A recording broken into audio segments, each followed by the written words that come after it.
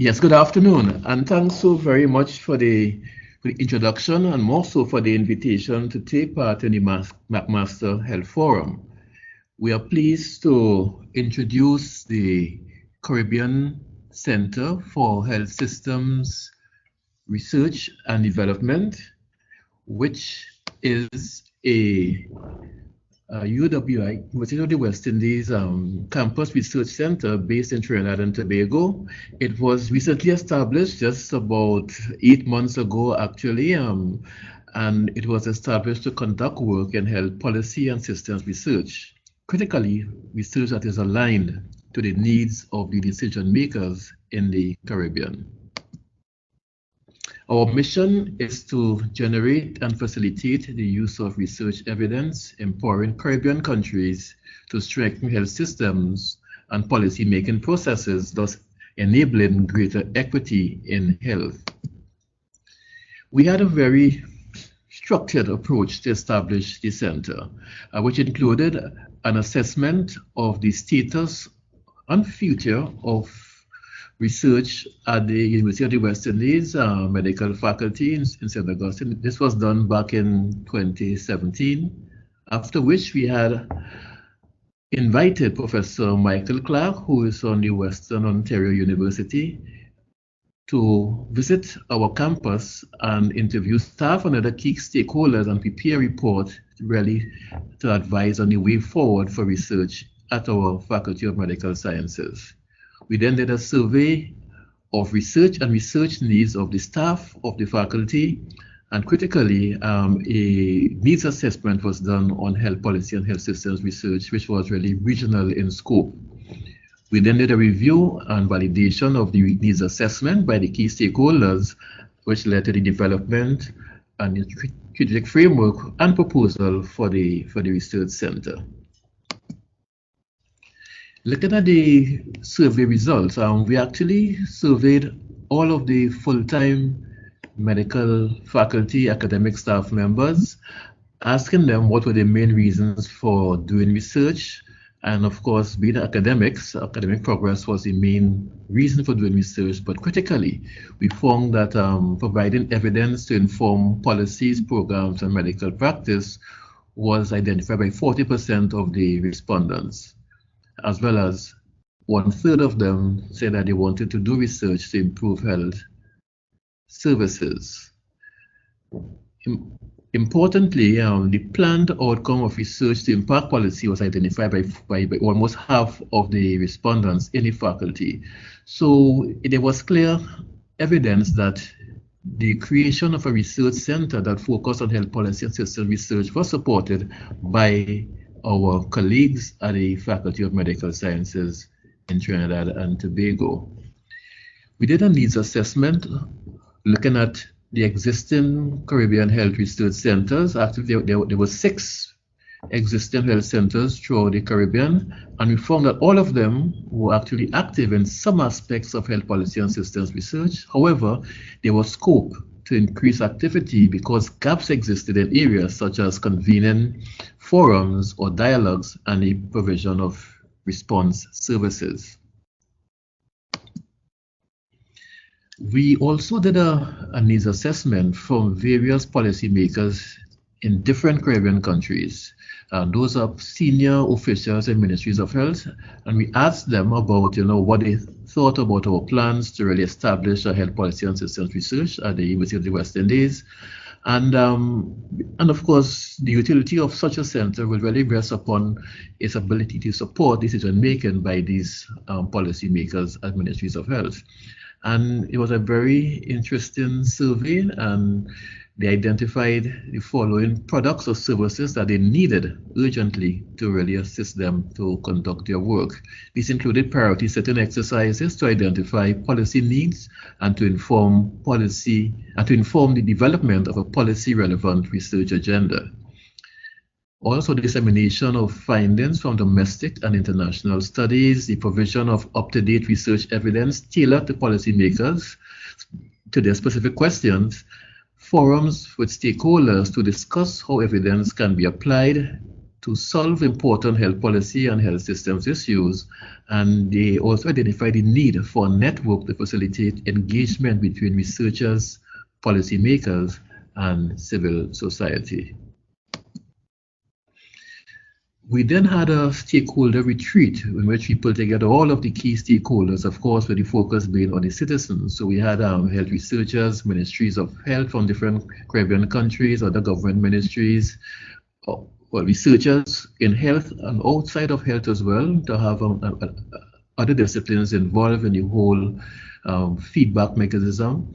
And at the end of it, we realized that the new center was asked to play multiple roles, which included research, strengthening and supporting utilization of the research outputs of the University of the West Indies, also evidence-informed policy making and interdisciplinary and multisectoral collaboration, given the scope of HPSR and to address the Sustainable Development Goals, which was a priority issue identified at that workshop.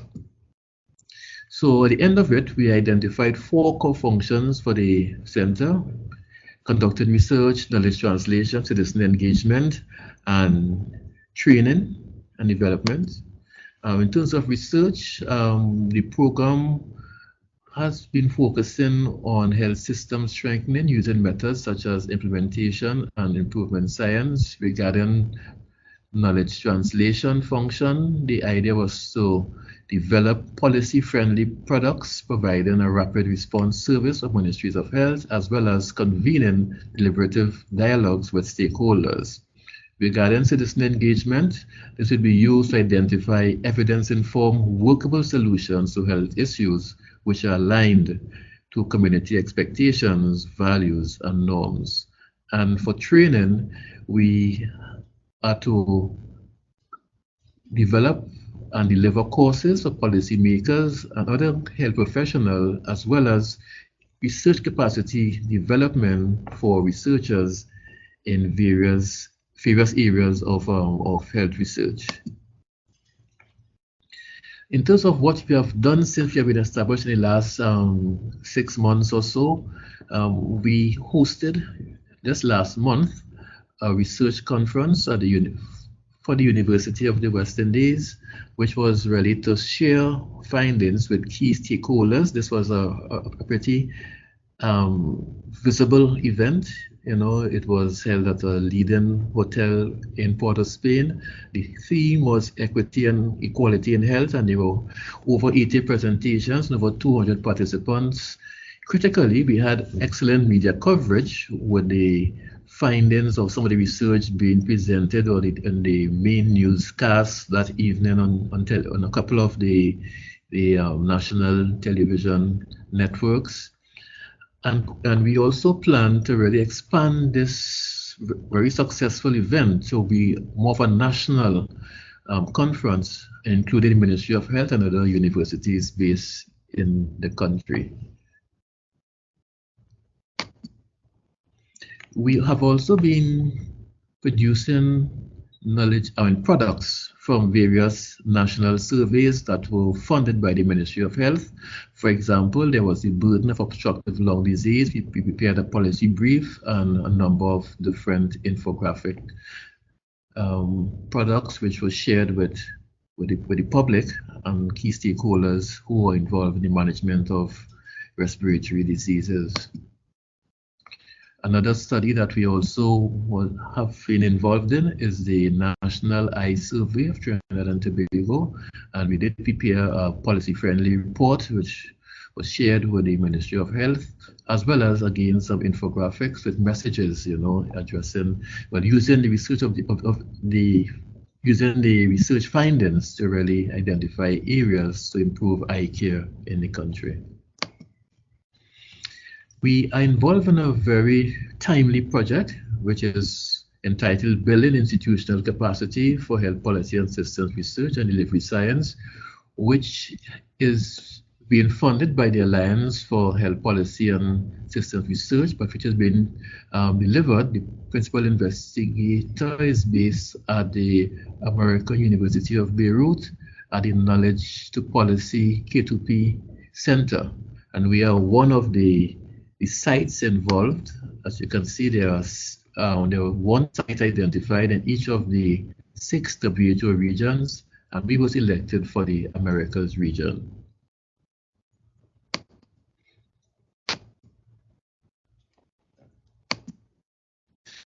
The project objectives include developing durable and sustainable capacity for evidence-informed decision-making in health by ensuring the required skills, incentives, and systems are in place to strengthen the capacity of researchers and policymakers and their respective institutions to support evidence-informed decision-making in health, and to establish and nurture critical links and collaborations between researchers and policymakers.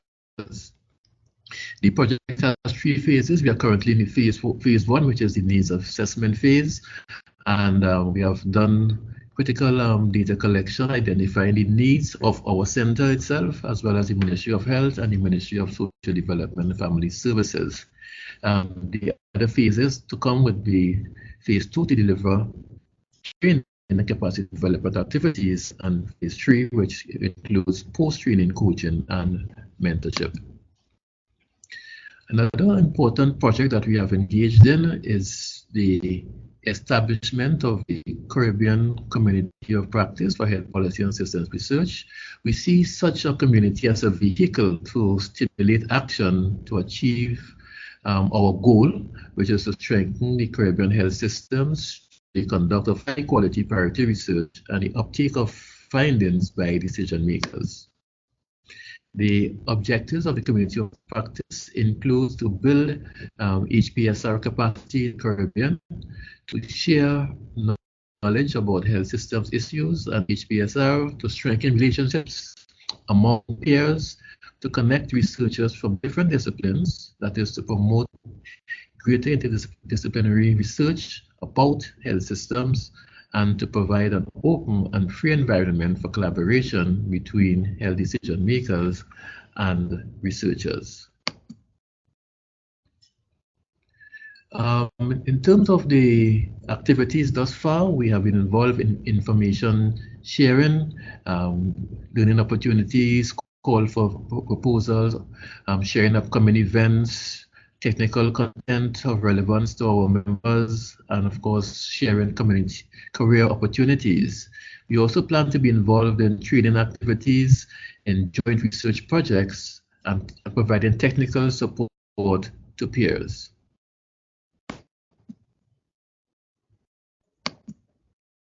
Okay, so I will hand over now to Andrea, who will give some reflections on our experience thus far and considerations for moving forward.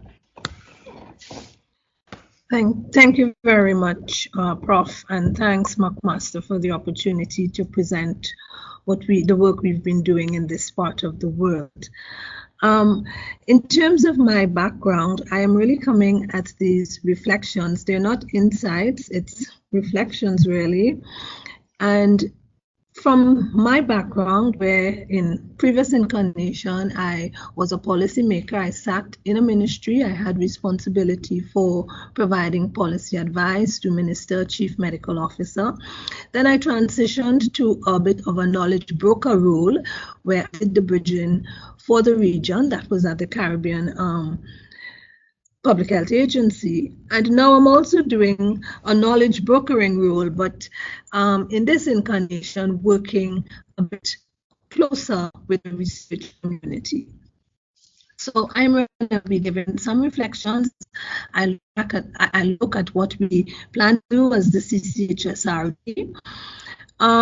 Let's keep in the background that the center, it's really brand new. We're just really effectively about 6 months old. The official launch was in September. So we're really the new kid on the block. Much of what I'm going to share is also going to relate to our experience with the K2P project. So I want to take this opportunity to really acknowledge and thank the Knowledge to Policy Center for working with us. It's valuable work that we're doing so far, and it is directing the way forward. So the first reflection, as I think about this journey that we are about to move forward in, the first reflection that I have is, I think as a center, we definitely need to give consideration to moving beyond knowledge translation and having really a firm commitment to engaged scholarship. And what am I saying here? A lot has been written. We are well aware that KT is not a linear process. So while we may conceptualize of it on paper, you know, given the traditional approach where we would do priority setting, we would then develop a research agenda, conduct research, and then go off in a corner somewhere and actually produce findings, and then engage in several knowledge transfer activities and hope that the results would be utilized. That's perhaps the traditional textbook linear conceptualization. But I think, you know, in reality, if one really thinks about engagement, when you hand that ring to be engaged, it means that two people have really been on a journey together. Then the ring comes. So I think dissemination really will be a bit late if those who are to use the findings of the research were not really involved in the question. So I think as we go forward, the center must pay careful attention in ensuring that engagement with users, decision makers takes place at the very beginning.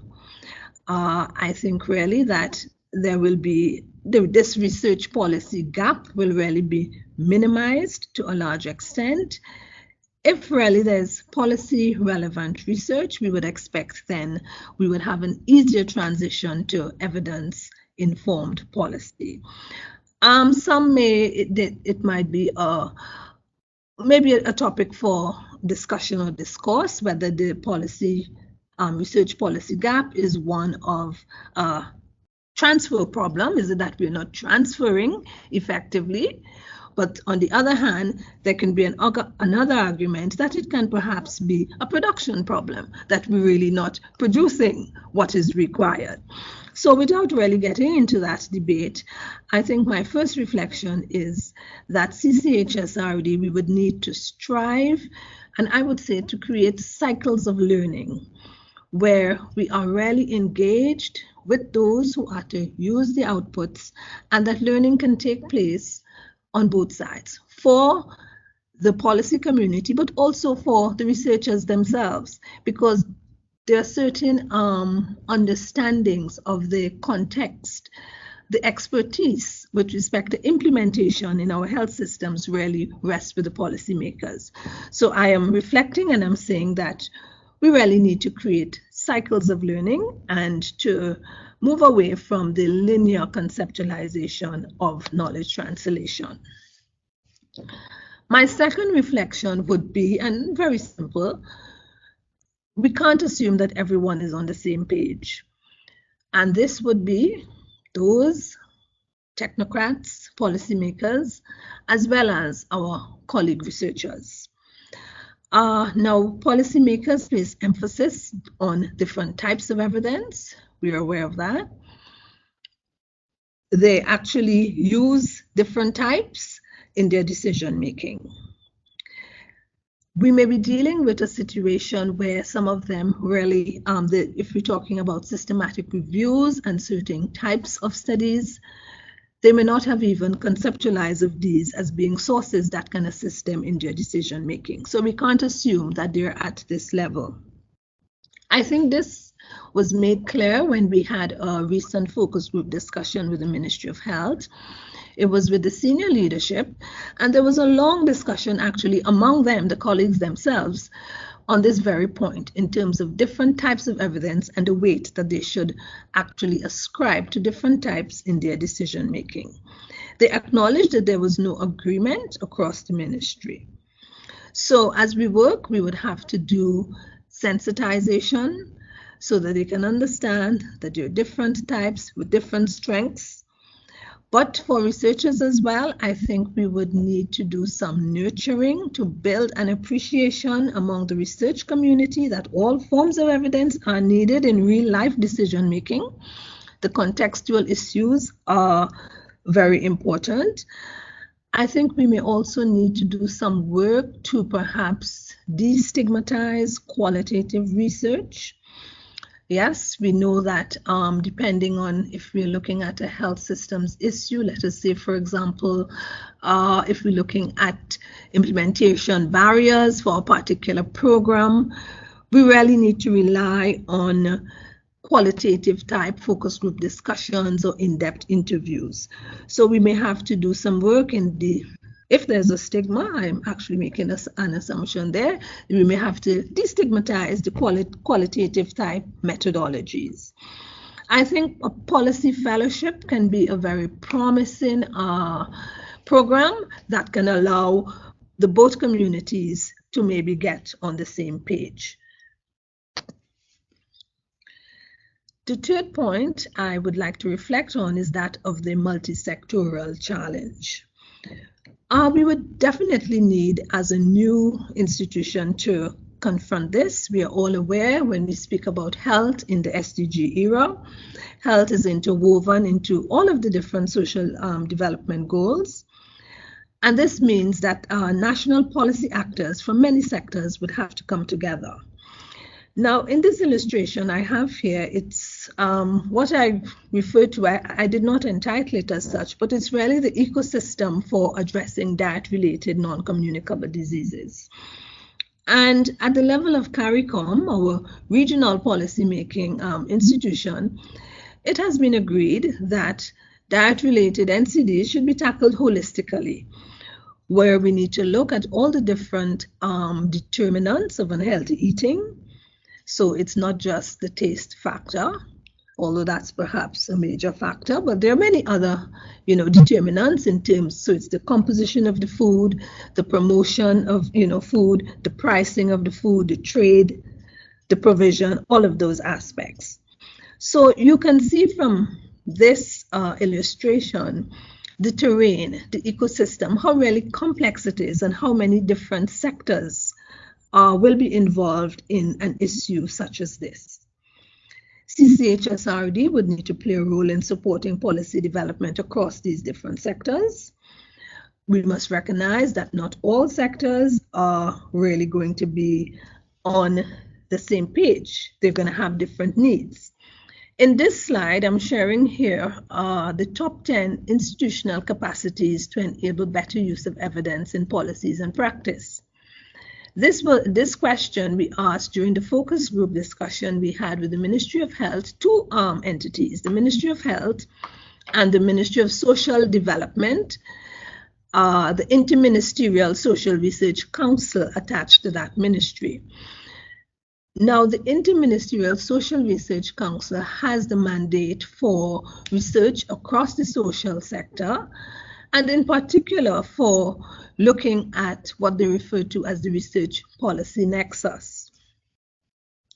Now you can see from this diagram that the top capacities are different from these two ministries. Yes, they're both saying as number 2 priority training and number 4 systems for easy access, but we can see ministries emphasizing leadership, support for leadership.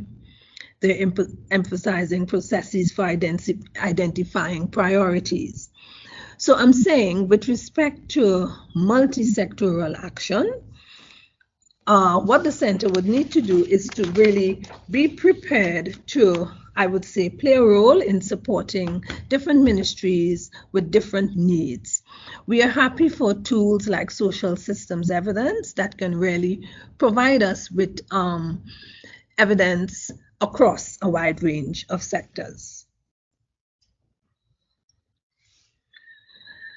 The fourth point I would like to reflect on is that training must extend beyond the classroom. And what am I saying here? While our new center is positioned within a university, within a teaching institution, an academic institution, we would definitely need to go beyond that to work with ministries, the leadership of the ministry, as we would have seen in the previous slide, to build a supporting culture of evidence-informed policymaking. With respect to, and I'm looking at the fourth call from the two ministries with respect to the access to research database, I think that the center can play a role there. We have a very good initiative that has started in the region, the Evidence Portal. Now, this portal was the Caribbean Public Health Agency sponsored the development of the portal. The Pan American Health Organization undertook the development work and maintains that evidence portal. And our very own UWI FMS Medical Library provides the core interface, that's the MedCarib database and also they provide ongoing indexing and data entry. So I think that the portal is going to be a very useful tool to assist decision makers outside the classroom. We're saying post-training support. What type of post-training support can we provide? I'm saying that we as the CCHSRD, we must be prepared to do that. And I'm pointing to one tool or mechanism that can assist in that manner. Reflection number 5, keep the community at the center of the science policy interface. All we do rarely is for the individual. Now, the center's functions, one of the 4 core functions is citizen engagement, and we acknowledge that this can be achieved through our proposal to conduct citizens panels, to engage citizens in those types of dialogues. In addition to this, however, I think engagement of the citizen must be authentic. In a similar manner, when I began and I spoke about engagement between the researcher and the policymaker, I think also citizen engagement must be authentic. This means that when we're undertaking research, community-based research, there are different ways in which we can involve citizens.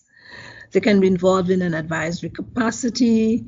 They can be involved as advocates for our study, as reviewers, as data collectors. They can be involved in providing strategic oversight. They must also have the assurance, I think, that their inputs would be considered in the decision-making process. It may not be accepted in its entirety, but I think the average citizen would want to be assured of that. So at the center, we actually are considering, currently at the advisory board, we do have civil society organizations as a member of the board. But so I think we are so interested in ensuring that the citizen remains at the core that we're even considering whether we should have a lay member on that board as well. While the jury is still out on that, because we do recognize that there would be a challenge in terms of the opportunity cost of individuals' time and in terms of ensuring the appropriate environment for engagement. But the point is that we definitely want to always keep the needs of the individual citizen at the center of the discourse. The 6th reflection I would like to share is in terms of monitoring and evaluation. Keep a close eye on M&E. Now, how do we judge health systems? Ultimately, the health system is going to be judged by its impact. Whether there is more equitable health, it's the public confidence in the system, individuals' user experience, whether there's individuals are exposed to catastrophic health expenses. These are the things ultimately people are going to judge in terms of their health system, whether their health system is performing appropriately. And this perhaps may be the way that individuals may also judge us at the Caribbean Center because we bear the name. We are the Caribbean Center for Health Systems Research and Development. So ultimately, that is perhaps how we would also be judged. I think CCHSRD would have to ensure that the value proposition that it presented to the region in its formation, that it is being delivered.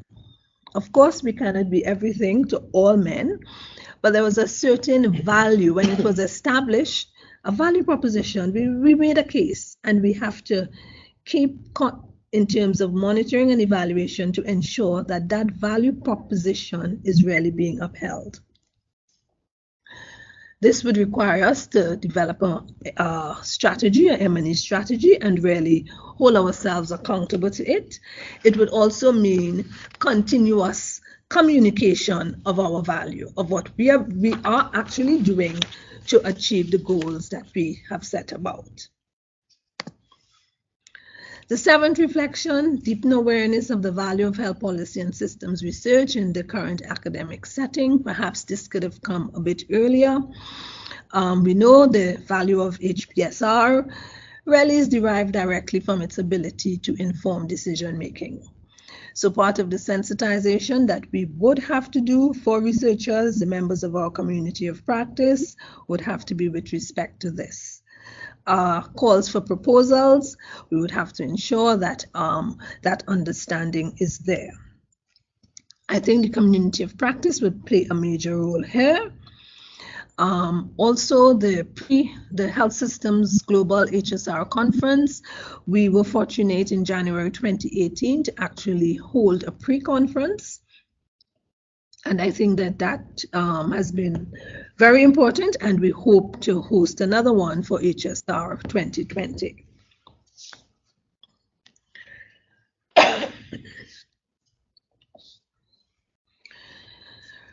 Reflection number 8, maximize opportunities for SouthSouth cooperation. The work that we propose to do is not new. It is not entirely new.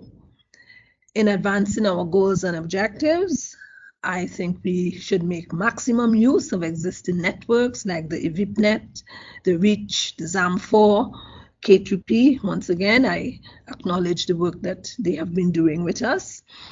We need to make maximum use of what is already there. There are institutions with similar experiences and in similar settings as ours that we can learn from, and that certainly, I'm sure, they would be able to learn from us. So we are really making here an open call for collaboration with these existing entities. Reflection number 9, a rapid response service. I think this is really a low-hanging fruit, a very ripe, low-hanging fruit with immense potential. Why do I suggest this? I think the rapid response service can be a vehicle to get players on the same page. That was the second reflection, that we should not assume everyone is on the same page. I think for the policymakers, we know that there will be urgent decisions that they would have to make for which they would need evidence. I think the rapid response service would be a good introduction, as I said, to them, to the benefits of future work that we can do. For researchers, it's can build an appreciation of health systems issues. It can help also engage them in terms of utilization. They can see the way in which research can be utilized. For the center, it can be a capacity building initiative. The rapid response service can also cross the multisectoral divide. There are questions, as we flagged before, related to the determinants of health. So it can help us to begin multisectoral engagement. Finally, the rapid response service, there's rich experience with its use, both in the South and in the North. So I think this is a low-hanging fruit, as I said, a very ripe low-hanging fruit with immense potential that we should tap into. And finally, Reflection number 10, undertake continuous internal assessment to ensure fit for purpose. This is something that the center, as it does its work, would definitely have to do on a continuous basis to ensure that it is tailored to deliver what it has been mandated to do. When we look at our SWOT analysis, we can see on the side of the strengths that there's support for the center. We have good collaborative relationships with the main policy-making institutions. But when we look at some of the things that we think are threats to our sustainability, we see their funding is an issue. We note that all save one of the Caribbean countries that we would serve are really high or middle income countries. Funding is usually targeted to low income countries, so it would call for creativity in resource mobilization as well as resource use. Notwithstanding that, I think at the center, we need to be nimble. We need to be nimble. We need to assess ourselves internally and refocus and retool. In this slide I am sharing here, again, this came out of the internal capacity assessment that was done as part of the K2P project. And you can see here in green that in thinking and our strategy for the center, we had on our radar engagement with those institutions in green. We had planned to have direct engagement with those in yellow. But in terms of direct engagement with Parliament and the media, that was not on the radar. So I think this is an example of our ability to quickly do internal assessment and, as I said, be nimble and refocus and retool as we go forward. So with that, I would like to say thank you very much. Great. Thank you very much, Donald and Andrea, for your insights. I'll just pass this over to Kaelin now quickly to share some of his insights from his experience at the forum before we move on to questions and answers. Thanks, Steve. Can you hear me okay? Yep, we can hear you fine, Kaelin. Great. So thank you, Donald and Andrea. As I've said to Andrea before, because I've worked more closely with her in recent years, I always really enjoy hearing her kind of present on her experience and the experience of people like her and Donald in the Caribbean, and in particular in Trinidad and Tobago, where I think there's a lot of really exciting things happening, and more so now that the center has been set up. So I'm just going to quickly go through 3 observations I think that represent unique opportunities for the CCHSRD. And then I have 2 follow-up questions for Donald and/or Andrea to answer. And I hope they get the conversation started if people don't already have questions submitted. So my first big observation in terms of a unique opportunity is that they are setting up their shop at a university. So many people on the call likely know that we're also set up kind of embedded within McMaster University. And I think there's a lot of really important benefits to doing this. One is that there's legitimacy in the space. Specifically when you think about the target end users. So they've acknowledged that they have researchers all across different health research fields, including health systems, and you can be seen as a go-to for support in getting new research both off the ground and also making use of the best existing research.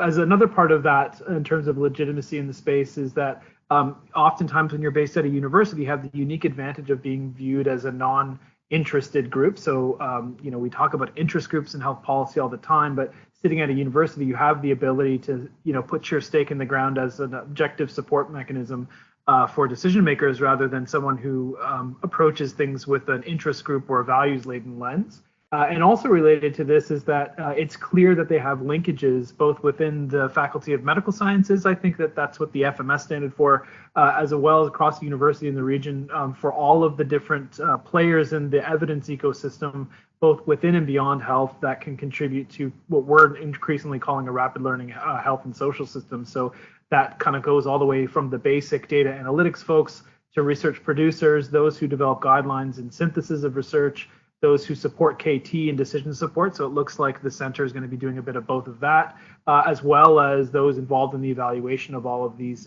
things, including decision-making processes, and mechanisms to support decision-making processes. So that's the big kind of first piece I wanted to acknowledge, is that in setting up at the university, they have a lot of really unique opportunities. The second major observation is, despite Andrea mentioning that they feel like the new kid on the block, they're actually building, and I think they alluded to this, on many years of collective experience between herself and Donald. And so specifically, they collectively have both, decades of experience in the research world as well as the policymaking world, which I think not a lot of people starting off in this kind of space are bringing to the table at the outset, which is really exciting. They also have a really unique opportunity to develop fit-for-purpose solutions, given all of this, the jumping off point of having a solid foundation, because the Caribbean, as many know, is, or may not know, is a very unique policymaking and decision-making context with, and please correct me if I'm wrong in saying this, Andrea and Donald, 13 sovereign islands and 12 territories that have close relationships with other jurisdictions and other governments around the world. Health systems are often remote, isolated, and kind of insular. There is some cross-pollination in terms of how people are receiving and accessing services, but it for the most part, it's a really unique context in terms of how services are planned for and delivered. And I think that this means that they require and will have the opportunity to develop unique approaches for this type of context, specifically when it comes to convening stakeholders, positioning evidence in citizen briefs, and engaging citizens. So that, for me, is a really, really exciting opportunity as well. So building on a strong foundation of both research and supporting the use of research and policy making to really build fit-for-purpose solutions. The third big observation is, I think, given all of the above, they have the opportunity to get further faster than a lot of other groups that they've acknowledged they're learning from in setting this up. So Andrea mentioned EVIPNet. We also have the PEARLS network, which is looking into social systems. Many of you may know about that the forum is involved with 14 other countries. And really, I think that the key indicators for me that they're getting off to the most promising start is the fact that they're starting with intersectorality as a starting point, not something they come around to after years of working on health systems only. So that's unique, and I think only this group and this team could be doing that, given their network and their experience in the past. And I think that also learning from others and starting with the most high impact activities, and Andrea mentioned that they're starting with things like the rapid syntheses as a potentially very ripe, low-hanging fruit. So I think that those are my main three observations. Really exciting times for the folks at CCHSRD. My two follow-up questions I have, one really is just, and I think you've partly answered this, but I had a little bit of a question mark in my head after seeing both Donald and Andrea present, is the areas where you feel like demand is the strongest at the moment. And so I did see that Donald presented on the survey results, and Andrea also alluded to the fact that not all priorities across all ministries are the same. So do you collectively feel like the highest priority is in setting priorities for research evidence, providing evidence in synthesized formats for rapid response program, doing traditional research or preparing syntheses or guidelines, or developing skills among users through capacity building? So that's my first question, where the greatest area of demand you feel lies at this given point in time. And the second question I have is, given the unique aspects of the Caribbean context, which I already mentioned, where do you feel the biggest changes will need to be in terms of how you approach the full range of mechanisms to both set priorities, conduct research, link up your ecosystem, but as well as establish supports for decision-making using evidence? So those are my two questions. And thanks again.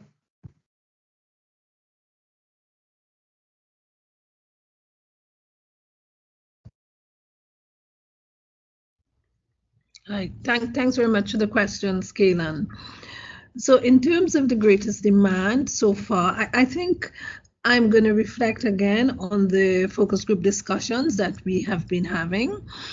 And not that the demand has been articulated directly as a demand, but this is what we can infer from those discussions. The Ministry of Health in particular, during those discussions, repeatedly stressed over and over and over again the two things: the fact that they are bombarded by public perception, public outcry, the need to respond to issues in the public domain. And also, they themselves acknowledged the demands on their time. They said that while the skills may be there to do some of the work, the fact is those who are to really build that culture for more evidence-informed decision-making, they are too busy with competing demands. So I take that to me is the biggest signal for the need for a rapid response mechanism. That's why I really hang my hat there. I think that given what the ministry has explained as their day-to-day environment and what they're grappling with, I think it would be rapid response, and then it would be perhaps training, a type of training activity. Second question. Yes, second question was the area in which the biggest changes are needed. I think the answer to the first question also addresses that. I think that we really need a change in culture in the Caribbean as a whole in terms of how we view evidence and how we use evidence. The term evidence-informed policy making is used all the time, but I'm not sure if people really understand what it really means, and of course if they really are prepared to actually use it and actually invest in actually obtaining the evidence to guide the policy making. That really requires a shift in mentality, a shift in culture, which I think it will take some doing. Of course, we have to work on it. I mean, we expect that it will take some time, but I expect that eventually we will make some headway there. But so I think that is a critical aspect of it. Another issue that we have to look at from the researcher perspective, I mean, we have been speaking a lot about the policymaker perspective, but I think that researchers, I mean, Andrea did allude to the fact that certain types of research, we expect or we hope will actually obtain more prominence, like qualitative research. But I think that health policy and systems research is really new to us in the Faculty of Medical Sciences. So yes, and that's what our FMS stands for. And I guess having a medical background means that most of our research don't fully understand the value of HBSR, and we have started to work with them to really get them to appreciate the importance and of course to join our team and work together with us. So that is another challenge that we face going forward. One which I think that when they see the impact of what they are doing, I think that more and more persons will actually come on board.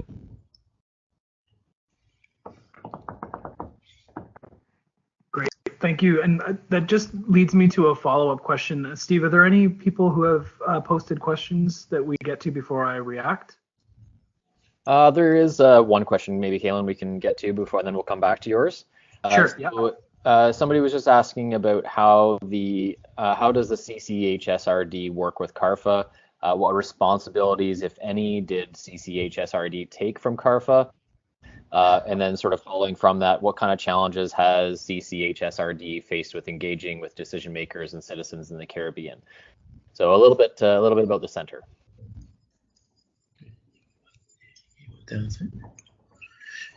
Well, the CCHSD, as we said before, is recently established, and we have a number of partners. Of course, CARFA is one of them.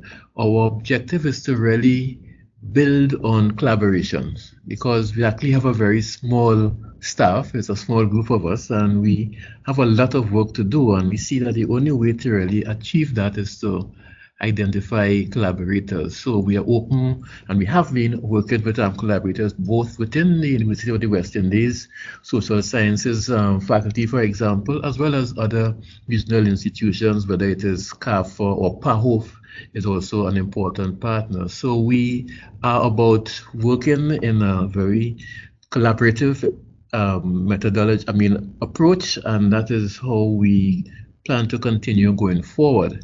In terms of how we relate to the rest of the region, being new, we plan to engage, for example, the chief medical officers at their meeting this in June, in a couple of months' time, to really, for example, get them on board with the community of practice. So the idea is to really share the word of HPSR, which is not well established in the Caribbean as a field in itself. You know, some of it is being done, but as a field of study, as a field of provide support to stakeholders like policymakers, that is not well established. But we have to work on it, and the community of practice is one of the strategies that we have in plan to actually share the word and, of course, engage, you know, persons throughout the region.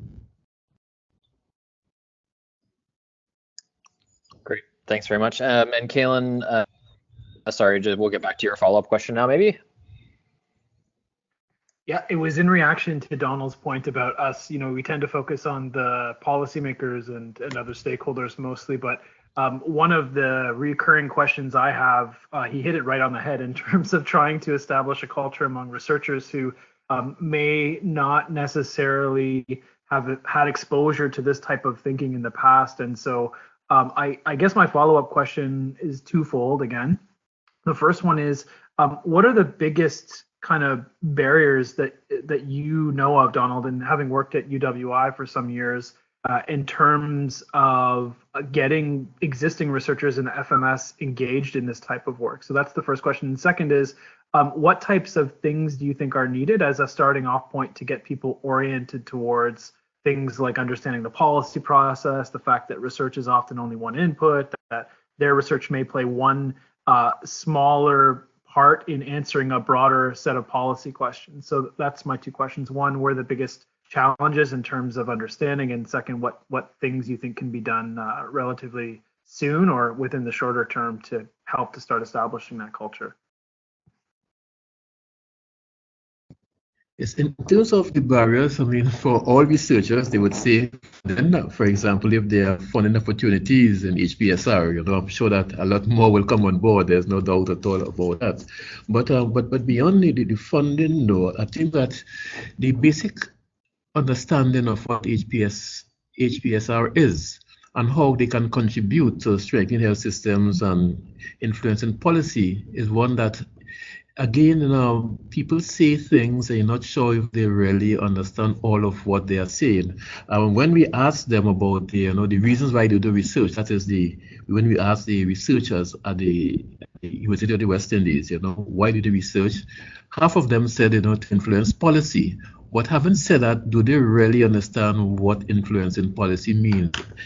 It's of course not just doing a research study and publishing the findings, you know, in a journal, which is what they have been doing, with the hope that it would filter down to the policymakers, which of course hardly ever happens. So I think that appreciation of, well, that acceptance that they really would like to influence policy is really a door that we can really open and actually get them involved in seeing exactly what influencing policy really means. What do the policymakers really need in terms of, you know, the priorities for research? So I think that there is a door open, and I think that we have been engaging them. And as I said, it won't happen overnight. And I mean, we had, for example, I mentioned a recent research conference for the faculty, and we actually had a prize for the top research project in the area of health policy and systems research. That is one way to really, you know, put it out there, let people appreciate the fact that, you know, this is something that is important. So I think that is critical. Also, the issue of training. I'm not sure how well. The reality is that not many of my colleagues in the medical faculty has much training in policy development or much experience in policy development or HPSR, you know. I mean, we are, of course, more in tune with epidemiological type of research, clinical trials, you know, the biomedical research. But to really get involved in HPSR is something that is new. And we do plan to host some training workshops for staff to really get those who are, you know, so inclined, so interested, you know, to really get the tools to really conduct more of HPSR and actually get involved more actively, collaborating with us at the center, and of course on your own as well, and collaborating with other persons who have interest in the area. And if Andrea has anything that you would like to add. Yes, I just wanted to mention in terms of a strategy, I have big hope for a policy fellowship program, call it exchange or internship, what have you. I think that is an initiative I would really hope that it's something that we, as we go forward, can put in place. I think it's going to help on both sides for really the researchers to sit in the shoes of a policymaker for a while, and you perhaps get it, and vice versa, for the policymakers to be engaged in the research environment, to be exposed. So I am really hoping that can be, in maybe the short to medium term, an initiative that we can put in place, some type of exchange program between the two groups. Okay, so just to build on that point that Andrea made, actually, this is something that I know that the dean of the medical faculty, is very passionate about. He actually plans to have a system where a couple of the clinical staff will be placed at the center for perhaps 6 months to 1 year to actually work with us on research projects, for them to get that experience, and then of course go back to their substantive job, in the clinical departments, and conduct, HPSR. So that is a strategy that is in mind. I know he's looking for the funding, because when they are placed here at the center, you have to find someone to actually take off their duties. So we are currently trying to find some sort of financial support to enable that program to get going. Great. Thanks, Donald and Andrea. We have a couple other questions. We're pretty much coming up on the end of our time here, but we'll maybe try and see if we can just get a couple more quickly answered. One is from Janice. This is for Andrea. And Janice says she likes what Andrea said about maximizing opportunities of what is already there from your reflection number 8. She's doing similar work in Costa Rica and wondered if there's any publications that you could share that might assist her in her work. Yes, Stephen, I would be happy if you give me email we can share that after the call. Perfect. So Janice, maybe you can email us at forum@mcmaster.ca, and then I can connect you with Andrea. And then there was another question about the work you're doing with the K2P Center, and wondered if that was more focused on Trinidad before expanding to other countries into the region, or if it was just more broadly in terms of supporting the center. Okay, so it's actually a mentorship program, and there are 6 institutions, one from each of the WHO regions. Our center is for the region of the Americas, and the Knowledge to Policy Center is the mentor institution. So we're actually mentoring K2P. Yes? Great. Yep. No, I think that's good. It just was a little expansion on that. So I think if anybody else has other questions that they think of afterwards, I would suggest that you can email us at forum@mcmaster.ca, and we can put you in touch with Donald and Andrea, and then we'll try and answer your questions as best as possible. But right now, I'd like to just say thanks a lot to Donald and Andrea for joining us on today's webinar. Your insights were very, very interesting. It's always good to hear what other centers are doing around the world, and we really appreciate your time today. Yes, thanks very much for having us. We really appreciate the opportunity to share what we are doing, and of course, we look forward to collaborating more with the McMaster Health Forum, and of course, the colleagues who are also taking part in this particular event today. Yes, that's great. We will be posting a recording from today's webinar on our site in the next week or so as well. So for those of you who did join the webinar, if you have colleagues that you think might be interested in some of these insights, you'll be able to share that as well. So thanks again, everybody, for joining us today, and we hope you'll join us for one of our future top 10 webinars. Thank you, and bye.